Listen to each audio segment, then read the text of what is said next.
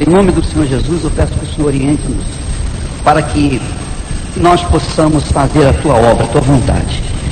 Nós não pedimos que o Senhor nos dê apenas uma palavra, mas que o Senhor venha nos encorajar para que nós venhamos exercitar, executar a tua vontade. Porque de nada adianta a gente ter conhecimento das tuas revelações e não praticá-las. Eu peço, Espírito Santo, em nome de Jesus, abençoa de maneira toda especial a cada um, para que o teu nome seja glorificado em nossas vidas. Em nome do Senhor Jesus. Amém. Pode sentar.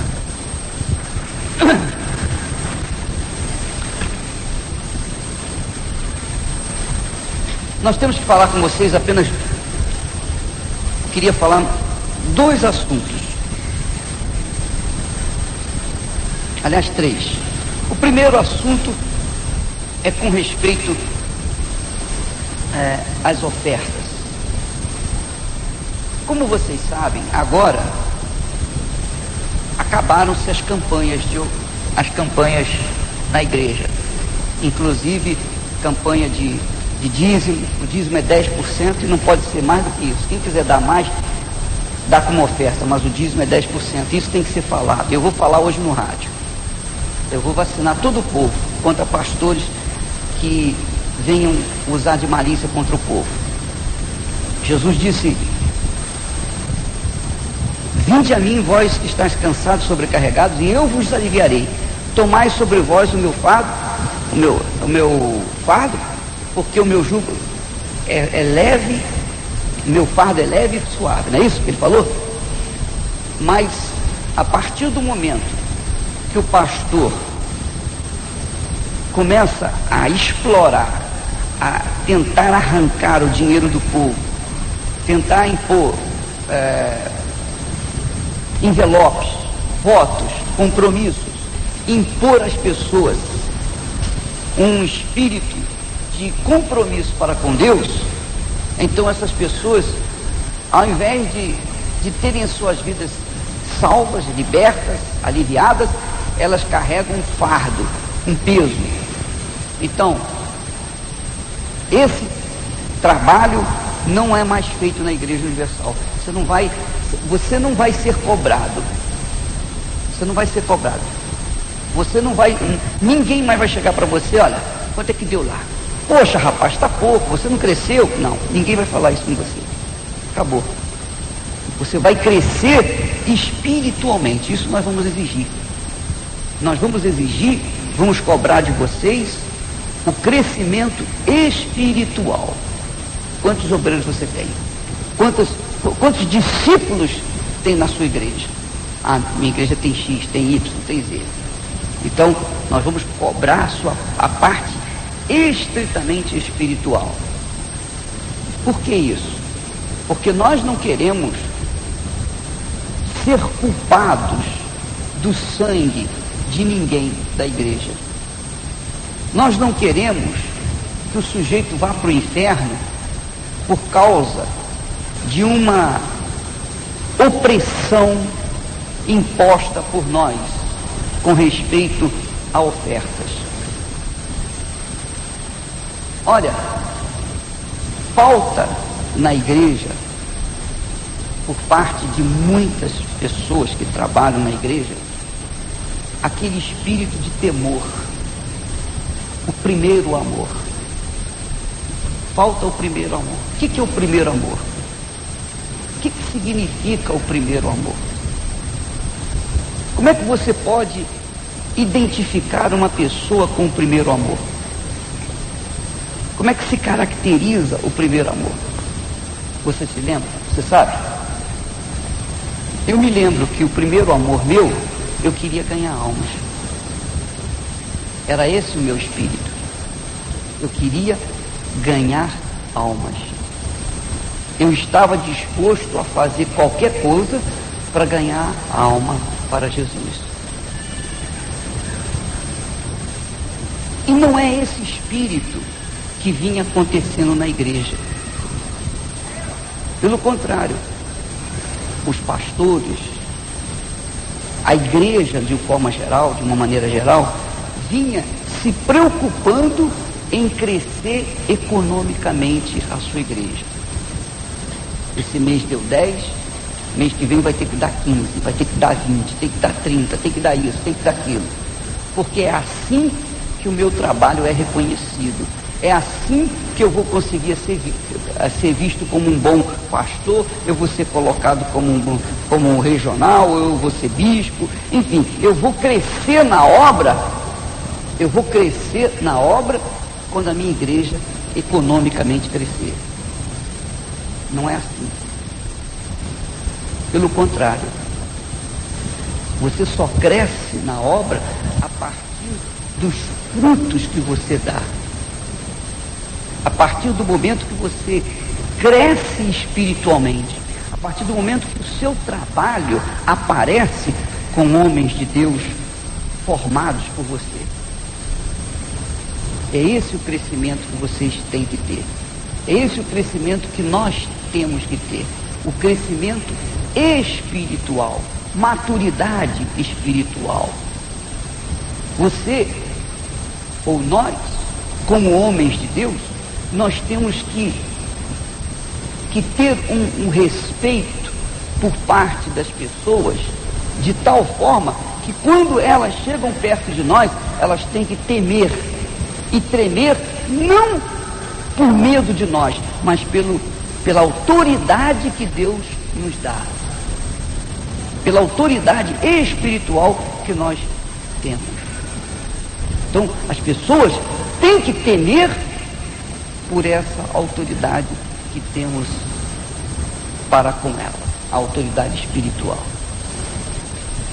E isso não é o que tem acontecido, porque o pastor, quando começa a forçar a barra nas ofertas, quando começa a impor um fardo às pessoas, ele perde o seu respeito, ele se expõe ao ridículo, ele se expõe às pessoas chegarem, sair da igreja e dizerem assim: poxa, esse pastor só sabe falar em dinheiro. Porque ninguém é burro, as pessoas não são burras, elas estão vendo o que você está fazendo no altar. Então, dependendo da sua palavra, dependendo do seu espírito, as pessoas vão pesar o seu ministério. Elas vão dizer: esse é um homem de Deus, ou então esse não é homem de Deus. Esse homem é confiável, ou esse homem não é confiável. Olha, por favor, as crianças, por favor, sai lá para fora, pelo amor de Deus, está me enchendo o saco. Eu não quero criança chorando aqui não. Vá lá, fica lá no final, pelo amor de Deus. Então, o que acontece? Vocês são homens de Deus. Vocês foram chamados, foram escolhidos para serem homens de Deus, para serem homens chamados de Deus, e receberam autoridade, e receberam unção, e receberam a graça de Deus. Para quê? Para arrancar dinheiro do povo? Não, vocês receberam de Deus uma unção para ganhar almas para Jesus. Jesus disse: toda autoridade me foi dada nos céus e na terra. Depois ele disse: ide por todo mundo, eis-vos dou autoridade. Então você tem a autoridade do Senhor Jesus, você é um cidadão, é um ministro de Deus, você é uma pessoa embaixadora do Senhor Jesus. Para quê? Para arrancar as pessoas das mãos do diabo e fazê-las pessoas de Deus. Foi para isso que Deus chamou você. Deus chamou para isso. Deus me chamou para isso. Esse é o amor, é o primeiro amor que nós temos. E Jesus fala com respeito à primeira carta em Éfeso, ele fala assim: olha, conheça as tuas obras. Que obras? Que são obras? É o trabalho que você faz, é rádio, é televisão, evangelização, oração pelos enfermos, são obras. São obras. Você fala com as pessoas de Jesus, etc. Conheça as tuas obras e que tens perseverança. Porém, tenho contra ti que abandonaste o teu primeiro amor. Quer dizer, sem querer, sem você perceber, você sem querer desviou o seu coração das almas para um objetivo vulgar, um objetivo mundano, um objetivo que não condiz com o seu trabalho, com o seu, a sua chamada, a sua vocação. Quer dizer, Deus espera que nós jamais venhamos perder esse primeiro amor, isto é, a chama no nosso coração, a paixão no nosso coração pelas almas. Eu fico pensando, eu sempre pensei assim, poxa vida, a gente vive uma vida só. E uma pessoa quando morre, essa pessoa, ou ela vai direta para Deus, ou ela vai direto para o inferno. Ou ela vai viver a eternidade com Deus, ou ela vai viver a eternidade com o diabo. E quem pode mudar essa situação? Essa situação só pode ser mudada enquanto ela está viva, quando ela escolhe ou faz a escolha certa. Então, mas para ela fazer a escolha certa, então Deus precisa de mim. Ele precisa de mim para falar com essa pessoa. Porque quando Deus falou para Ezequias, vai lá para os ossos secos e profetiza, Deus precisava usar um instrumento, um elemento, um vaso, para profetizar, para pregar. E à medida que o profeta profetizava, os ossos secos se batiam e formaram o quê? Corpos. Formaram o quê? Um exército de homens, de pessoas. Mas aquelas pessoas estavam ainda mortas, não tinham espírito. Então ele foi ordenado, vai lá e profetiza e dize para aqueles corpos, receber espírito, receber vida.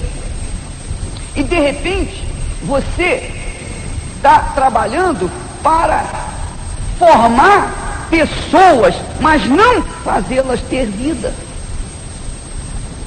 De repente, o povo que você tem na sua igreja é defunto.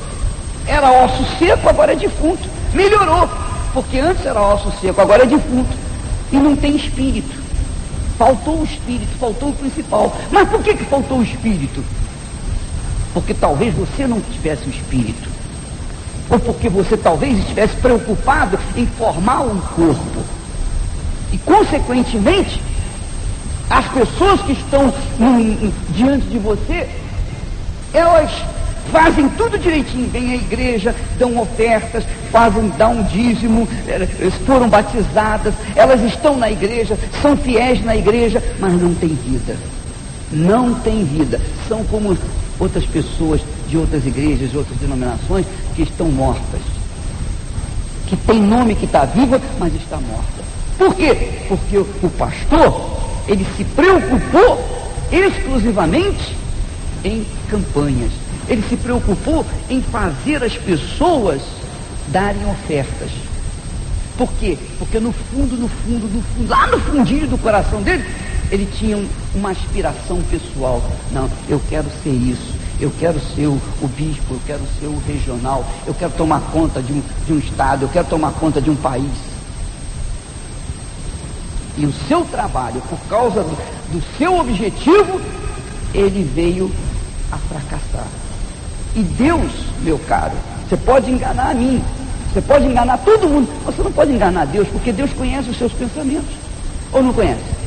Deus sabe a intenção do nosso coração.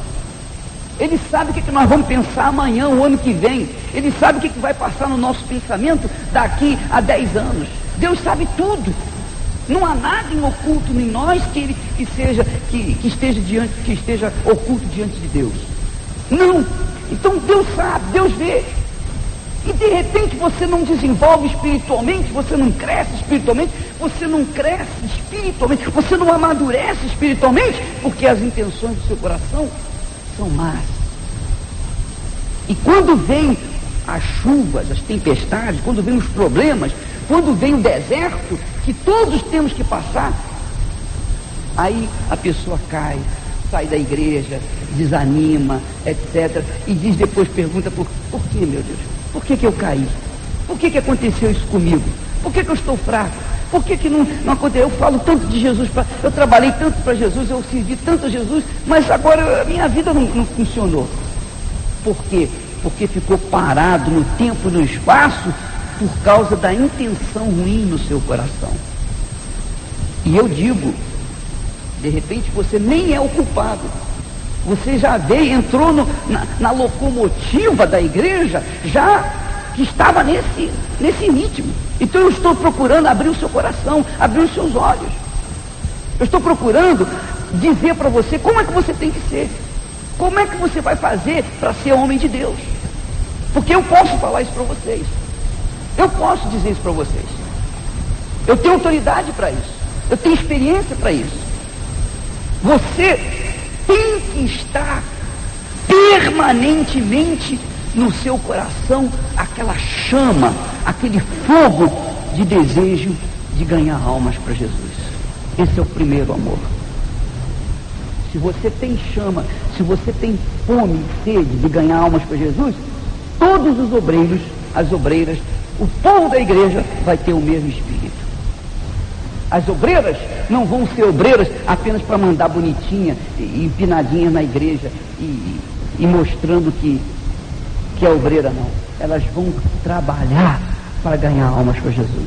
Elas vão pegar o espírito seu.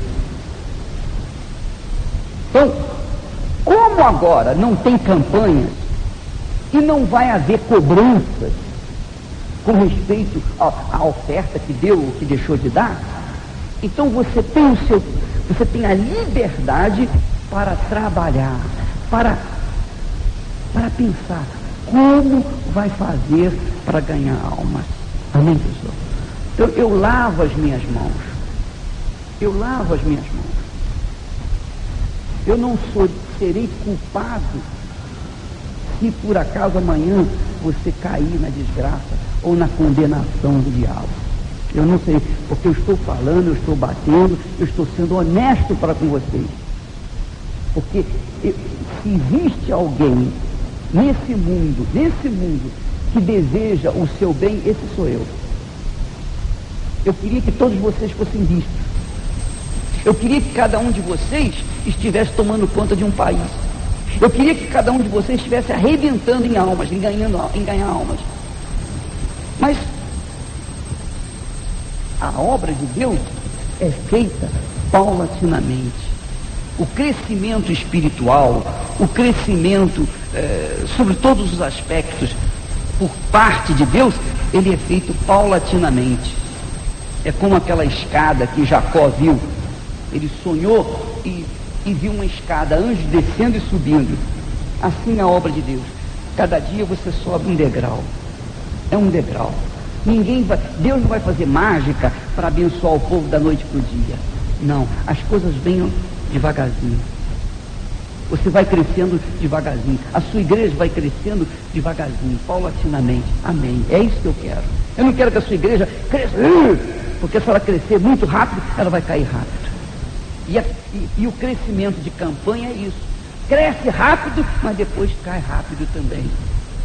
Porque eu não sei se você tem observado quantas pessoas ontem foram na igreja, quantas pessoas que estavam afastadas e voltaram. Quantas pessoas? Essas pessoas que saíram e voltaram ontem são poucas em relação àquelas que já saíram e não voltaram. E por que saíram? Por um monte de motivos, inclusive, especialmente, o maior motivo é porque o trabalho da igreja, do pastor, estava mais direcionado à parte material do que à parte espiritual.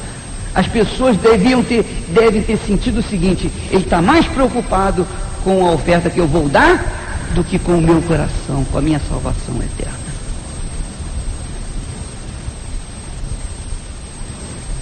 Então, essa é a primeira coisa. Você não tem mais, ninguém vai lhe cobrar. Ninguém vai chegar para você: olha, e sair, a sua oferta foi pouca, a sua igreja não cresceu, você não vai ficar mais lá, nada disso. Vão lhe cobrar o seguinte: como é que está a igreja? Quantas pessoas foram salvas? Quantas pessoas foram batizadas? Quantos obreiros tem na igreja? Isso nós vamos perguntar agora. Amém, Cristo? Seu coração, seu pensamento, sua fé, tudo vai estar focalizado, tem que estar focalizado em ganhar almas para Jesus. Daqui a pouquinho, o bispo Adilson vai dar uma dica para vocês. O que ele fez, o que ele já fez e deu certo, e nós vamos fazer na igreja, e nós vamos fazer aqui também. Muito bem, essa é a primeira coisa. Vocês entenderam agora, né? Não tem campanha, não tem propósito, não tem dízimo de 20%, 30%, sei lá o que for. O que tem agora é campanha para se ganhar almas. Campanha de fé para se ganhar almas. Você quer ver uma coisa? Quantos estão aqui que foram salvos na segunda-feira? Ou você foi salvo num dia de segunda-feira? Uma. Quantos foram salvos numa terça-feira? Mais 7 pessoas. Na quarta-feira, reunião de membros. Mais. Na quinta. Na sexta. No sábado. No domingo. Está vendo? Não, por favor, vocês que foram salvos num dia de domingo, fiquem de pé. Pode sentar.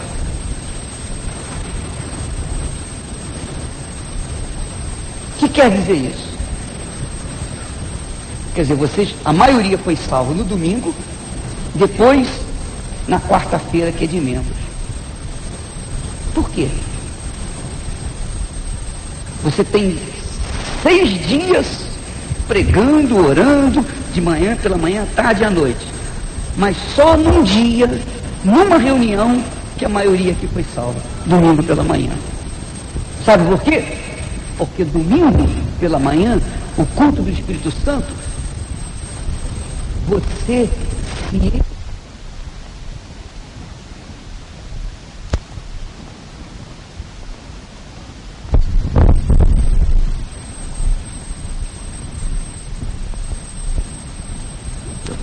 Isso quer dizer o seguinte, que no domingo, o domingo e na quarta-feira, são os dias ou as reuniões que mais tem nascido pessoas na fé.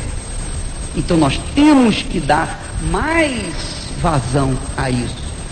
Mas o domingo ou a quarta-feira, desses últimos anos, a igreja trabalhou em quê? Focalizando em campanhas. E quando se focaliza em campanhas de fé, então o domingo se tornou como sexta, como segunda, como terça, quarta, quinta, etc, etc, etc. Então pouca gente nasceu, ou pouca gente tem nascido na fé. Entendeu o que eu estou dizendo? Então a partir de agora, eu quero campanhas de fé, mas para ganhar almas para Jesus. Eu quero campanhas em que as pessoas serão salvas. Amém? Muito bem, essa é a primeira coisa. A segunda coisa é o seguinte: antes de nós pedirmos a oferta ao povo, antes de nós pedirmos o seu sacrifício, antes de nós pedirmos alguma coisa às pessoas, nós temos que ter a consciência, você tem que ter essa consciência de que você está no altar. É você que está no altar. E quando você está no altar, o altar é o lugar onde se faz o quê? O sacrifício. Então, antes de você exigir do povo o seu sacrifício, não se esqueça que você é quem está no altar. E a sua vida tem que ser sacrificada aqui no altar. A sua oferta aqui no altar vai gerar vida para o povo ou vai mantê-lo morto, dependendo da sua oferta. É o caso, por exemplo, de Caim e Abel. Você conhece a história. Caim ofereceu a Deus uma oferta. Ele ofereceu a Deus uma oferta, tanto quanto Abel. Ele não foi obrigado a oferecer, mas ele ofereceu, ele teve fé para oferecer uma oferta para Deus. Qual a diferença da oferta de Caim para a oferta de Abel? A oferta de Caim era de legumes, era da sua lavoura. A oferta de Abel tinha sangue. Então, a oferta que produz vida é a oferta que tem sangue, porque no sangue está a vida. A vida está no sangue. A vida está no sangue. O sangue representa a vida. Então, quando você, no altar, na sua reunião, você está fazendo a reunião, você está orando para as pessoas, você está ministrando a palavra de Deus para as pessoas, ali a sua oferta está sendo pesada. Nesse momento, a minha oferta está sendo pesada. A minha oferta, eu estou dando minha oferta aqui agora. Deus está vendo, o Espírito Santo está vendo, está assistindo a oferta que eu estou dando no altar. Eu estou no altar, eu estou oferecendo a minha oferta nesse momento a Deus. E se eu estou oferecendo uma oferta de sacrifício que tem sangue, então você vai mudar o seu ministério, a sua vida vai mudar.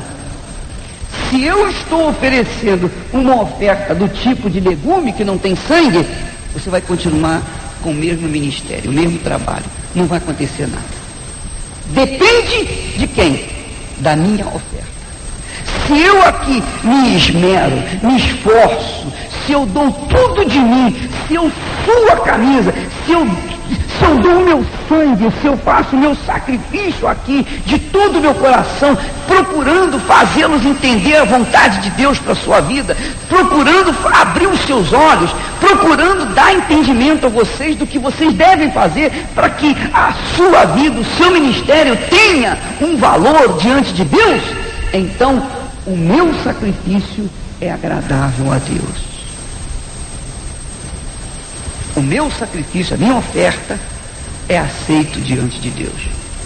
É aceita diante de Deus. Mas, se a minha oferta, se eu chego aqui e falo para você, olha, Jesus falou isso, falou aquilo e tal, não sei o que, e blá blá blá, e blá blá blá, blá, blá, blá, blá, blá, se eu jogo palavras de vento para vocês, se eu prego a Bíblia, se eu chego aqui e trago uma mensagem bíblica para vocês, ó, é isso, amém, graças a Deus, e você sai daqui, a minha oferta não agradou a Deus.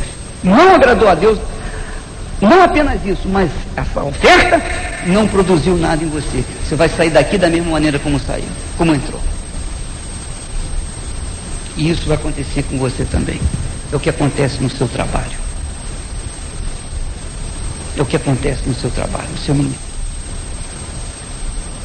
É o que acontece. A sua vida depende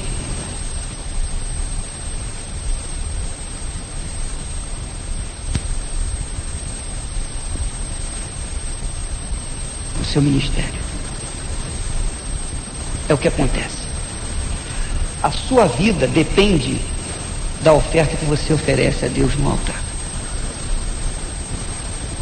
Se você chora com os que choram, se você geme com os que gemem, então você está dando a oferta de sacrifício. Essa oferta vai dar vida às pessoas. Compreendeu o que eu estou falando?